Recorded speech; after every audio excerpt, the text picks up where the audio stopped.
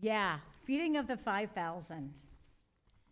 If we really sit with that story, I really think, at least I pray, that it's going to make a real difference. I love the prayer also. This was from Changemakers that Melanie read right before we started our scriptures. That we can just kind of remind ourselves, okay, Lord, I'm ready. Let me hear and understand and be moved by your holy word. And I hope that we all do that. I always do that internally, but I was thinking about that. Yeah, that's something maybe we need to remind ourselves to do each week. Well, I found a really interesting opening, if you will, that has really stuck with me. And so I hope it will too for you and set the stage, I hope, for the upcoming weeks with us.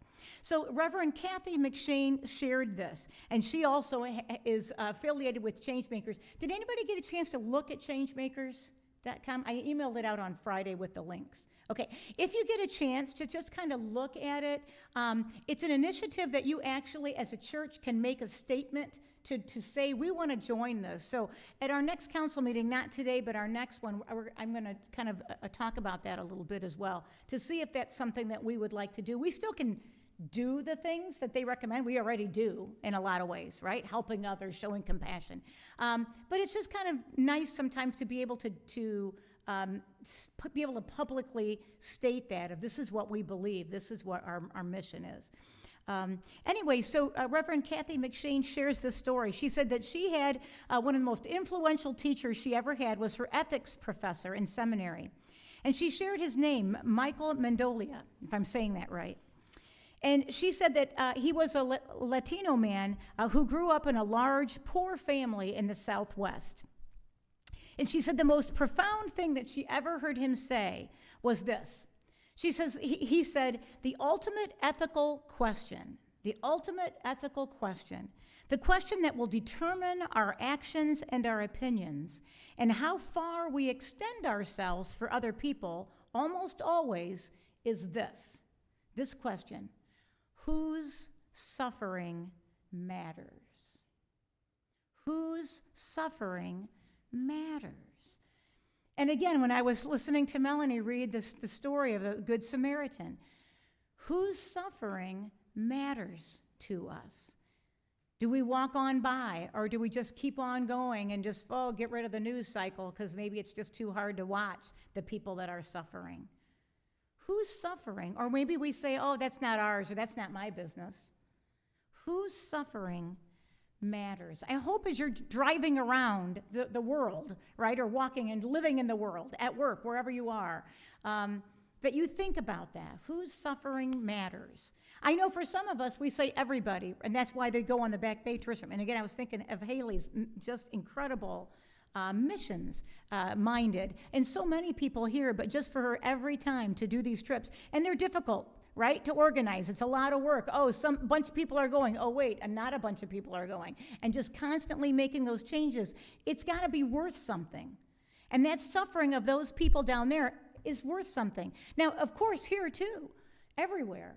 And so we can learn lessons at places like Back Bay to be able to bring home here as well. Whose suffering matters to us? And again, maybe we think, not everybody's, right?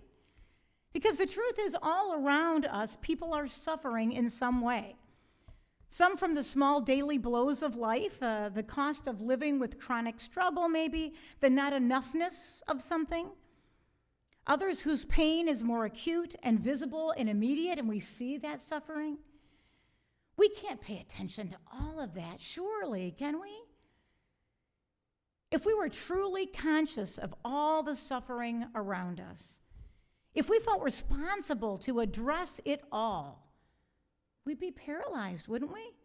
Unable to make a decision about which way to turn, crushed by the weight of all the need around us. And maybe some of us have been feeling that lately, of seeing all the suffering in the world.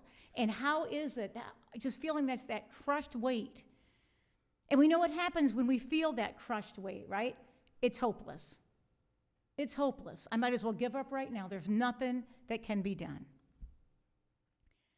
So what is the suffering that gets through the natural and mostly unconscious defenses that we develop to protect us from taking on every little wrong as if we were Superman. Who are the people whose pain pokes through our senses and turns us toward them so that we actually feel like they're feeling? Sometimes we can see things, oh, yeah, that's a real shame. Oh, that's too bad. And maybe we say a prayer for them, and that's obviously very important. But maybe our heart doesn't really get involved. But then there are other things that we see, and it hits us hard. And I'm guessing for each and every one of us, maybe there are some things when kids are involved, right? Don't we all just go, this is wrong. We need to help jump in. Although not necessarily, right? Because there's kids all around the world in war-torn areas that are being horribly impacted. But still, there are some things that we all kind of rally around, but then there's other things that maybe one person would, oh, this speaks to my heart. I feel sick to my stomach thinking about this injustice or what's happening, these poor people. And then maybe the next person would go, oh, yeah, that is really sad, but it's this other thing. And sometimes I think that's certainly okay, right? That God puts these passions in us that are different. And that's how then we can get some of these things done, because all of us have different things that are our passion projects, if you will. But whose suffering matters enough to make us feel like we have to do something, whatever we can? And again, the negative is if we never feel that way, right? If we just always go, well, that's their problem. Oh, that's their fault. They caused that themselves. I'm not worried about that. That's the issue, is when we don't feel sick to our stomach about at least one cause, one group of people that are suffering, something like that. That's when we know something's not right. Something's not right with my relationship with God. That's what it should be telling us. If you aren't impacted by the suffering of at least one other person or at least one other group of people, there's an issue, I think. What does change making mean? What does being a compassion-driven change maker look like in your life and in this church? And that's what we're going to be talking about. Again, by looking at these different texts every week, we'll have a different text plus this feeding of the 5,000 story, because it all begins with compassion. All change making begins with compassion, recognizing something and then having that inner motivation to do something about it. As the story begins, Jesus had gone through a hard experience of his own. And again, we don't really usually go back much, although again, that's probably something I should do more. John the Baptist had just been executed brutally. This death, I would assume at least, Jesus felt personally because John was his cousin.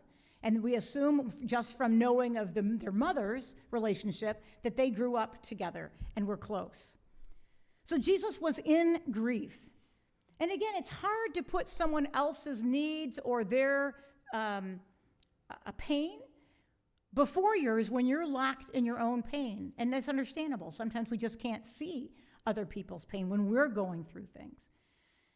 So Jesus basically says, let's just get out of here, right? He goes to his closest friends, let's just go somewhere quiet. I just need to be alone. We all have those moments, right, where we just cannot do anything for one more person. That we feel like everything inside us is used up and that there's just no more to lend out. One of those kinds of days. I had one of those days Friday. And I hadn't realized I had one of those days until I went into physical therapy. I'm having that plantar fasciitis thing. The bottom of my foot has been having some issues. That's why if you see me kind of walking slow, that I pulled something. I've been working on that. So I walk in, and I said to Tyler, one of the therapists there, I said, I'm just going to go use the new step. I just need 10 minutes of nobody needing anything from me and nobody needing me to solve problems, just for about 10 minutes, and then I'll be ready to listen to anything you need me to do. And I am not kidding, he went.